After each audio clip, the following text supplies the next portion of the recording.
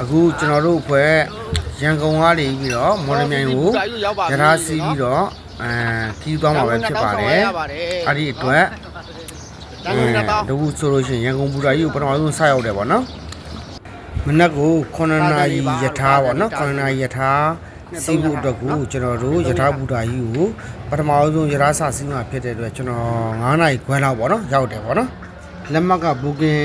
မလုံးမိတဲ့ခါကျတော့လောနဲ့ကြီးသွားမှဖြစ်တဲ့အတွက်တော့ကျွန်တော်ယူဒန်ရထားပဲရတယ်ပေါ့နော်အဲရတဲ့အချိန်မှာ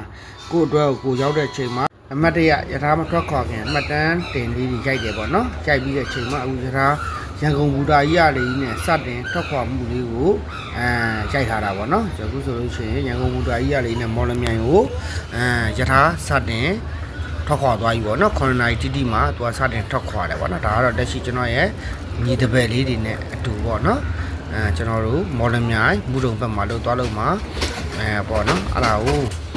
မော်လမြိုင်ထီကိုရထားစီးတယ်ပေါ့နော်မော်လမြိုင်ကိုရထားစီးတယ်မော်လမြိုင်ကဆက်ပြီးတော့သွားမယ်ပေါ့နော်ရန်ကုန်မော်လမြိုင်သွားတဲ့ရထားပေါ်မှာစားတောက်မှုလေးတွေကြီးသွားတယ်ပေါ့နော်အတွေ့အကြုံလေးတွေကိုဆက်လက်မျှဝေပေးပါမယ်ဒါကြောင့်နောက်ပိုင်းလေးတွေလည်းဆက်လက် issue အားပေးကြပါဦးခင်ဗျာ